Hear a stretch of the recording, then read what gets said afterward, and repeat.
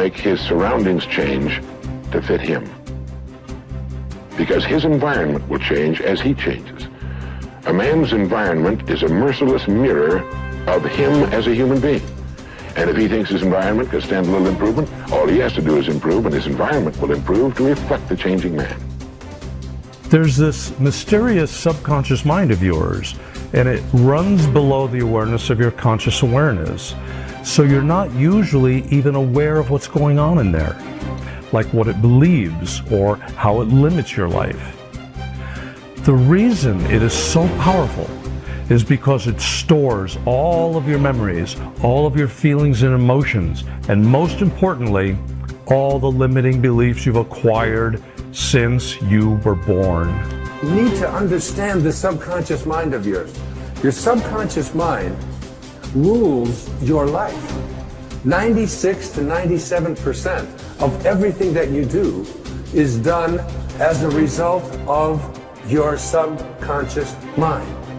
And when your subconscious mind gets programmed, it goes ahead and responds to whatever it is your conscious mind has placed into it. This subconscious mind of yours is most impacted by your feelings. A change of feeling is a change of destiny. I think that we define reality with our senses, and I think that is one of the biggest delusions. So the fundamental question is, can you believe in a future that you can't see or experience with your senses yet, but you've thought about enough times in your mind that your brain has literally changed to look like the event has already occurred? Now, the latest research in plasticity says that's absolutely possible. And can you select a new possibility in the quantum field and begin to emotionally embrace that future every single day to such a degree that your body, as the unconscious mind, the objective mind, does not know the difference between the experience in your life that's creating the emotion and the emotion that you're fabricating by thought alone, to the degree that you begin to signal new genes and new ways to change your body to look like the experience has already happened. Begin to act as would the person you most want to become. Now that is, if you were already in possession of the goal you're shooting for, how would you conduct yourself in all of your affairs? Well, do it now, and tomorrow, and the next day. Begin now to act the part of the person you most want to become, and you'll end by becoming that person. Subtly, in little ways, in the way you dress, in the way you talk, in the unfailing courtesy you show to every person with whom you come in contact. Begin to act the part of the person who has already achieved that which you're shooting for. The German philosopher Goethe gave us the secret when he said, before you can do something, you must first be something. When you behave like the person you most want to become, the things that person would have will tend to come to you. It's simply cause and effect. Don't be in too big a hurry. It takes longer to build a skyscraper than a chicken coop. Build slowly, steadily, and well. Then when you make it, you'll keep it. You'll stay on top. Your self-concept is your operating system. Everything that you produce on the outside is determined, modified, affected in some way by your self-concept. You cannot change what is being produced on the outside without changing your operating system. You always perform on the outside based on how you think on the inside. Now there are laws. The law of belief says that your beliefs become your realities. But the things that you believe may not necessarily be true. However, if you believe them intensely enough, they will become true for you. The law of attraction says that you attract into your life people and circumstances in harmony with your own thoughts. And your own thoughts may be positive or negative. They may be uplifting or depressing, but whatever, you'll attract people and circumstances just like them. The law of expectation says that your expectations tend to become your own self-fulfilling prophecies. In other words, what you expect to happen usually does. For instance, your expectations could be that you are destined to have an extraordinary life and be extremely successful. Is that no matter what happens, it's all part of a learning process that is leading you inevitably to great success, happiness, and accomplishment.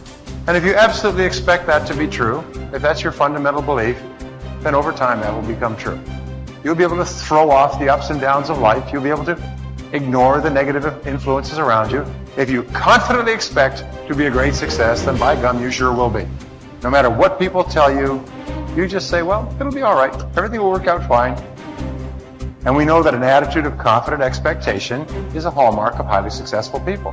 They just expect to succeed more than they fail. They expect to keep making progress. They just confidently expect it. And surprise, surprise, your expectations affect your realities.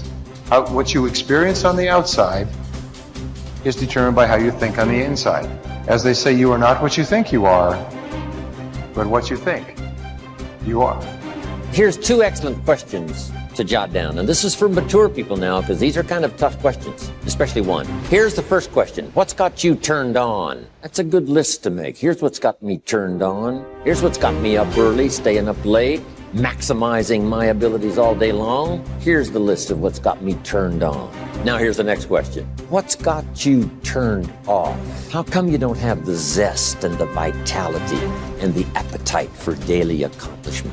I started making a list of the things that had me turned off. And once I got that settled and then started making a list of what had me turned on and what would turn me on in the future, my life has never been the same. It was like a revolution, a personal revolution, a 180-degree turn. I can't say it strong enough. It's easy to get lazy in designing the day and designing the year and designing the future and designing what you want to accomplish and just cross your fingers and hope it'll all work out, that the favorable winds will blow it all your way. I'm telling you, it's not going to happen. So this is part of the exercise. It's just, buckling down, making this list. And you got to continue this long after we've, turned out the lights and we've all gone home. Keep this up. And one of the best ways to keep it up, I've already covered yesterday, is what?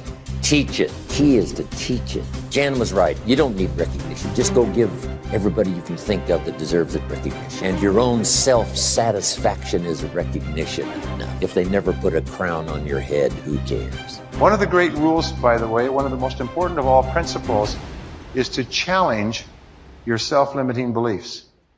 You see, we are all plagued by self-limiting beliefs. Beliefs that we tell ourselves, things that we tell ourselves to hold ourselves back.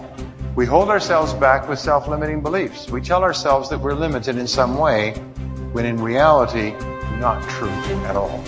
In fact, Ernest Holmes, the great metaphysician, once said that all negativity is rooted essentially in the frustration of potential. People feel that they're capable of doing vastly more. Nelson Mandela said, our great problem is not that we feel that we are powerless, but that deep down inside we feel that we are powerful beyond measure. Which brings us to all performance, all improvement in personal performance begins with an improvement in your self-concept, in your beliefs about yourself. Good thinkers always prime the pump of ideas. They always look for things to get the thinking process started, because what you put in always impacts what comes out. Read books, review trade magazines, listen to tapes, and spend time with good thinkers.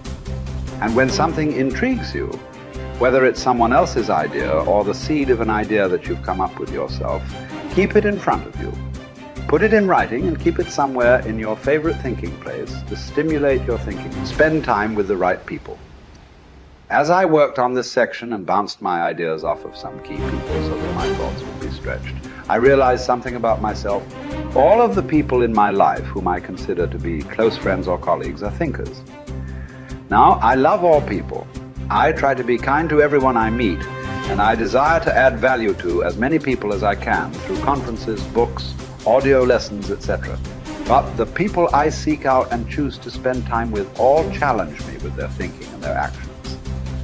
They are constantly trying to grow and learn. Every one of them is a good thinker. The writer of Proverbs observed that sharp people sharpen one another, just as iron sharpens iron.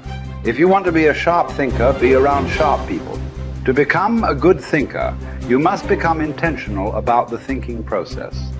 Regularly put yourself in the right place to think, shape, stretch, and land your thoughts.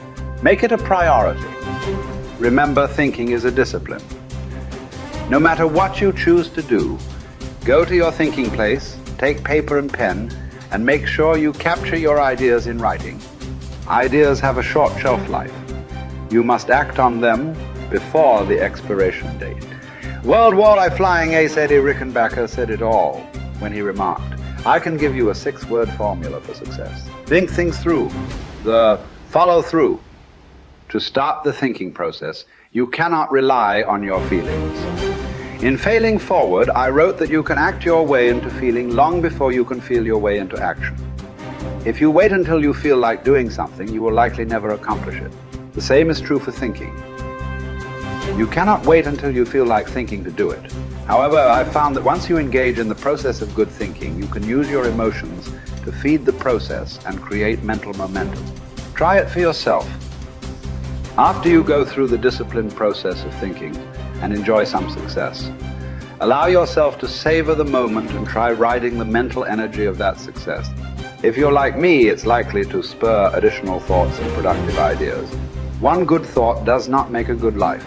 The people who have one good thought and try to ride it for an entire career often end up unhappy or destitute.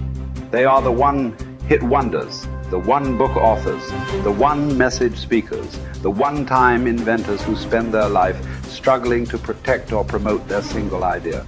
Success comes to those who have an entire mountain of gold that they continually mine, not those who find one nugget and try to live on it for 50 years.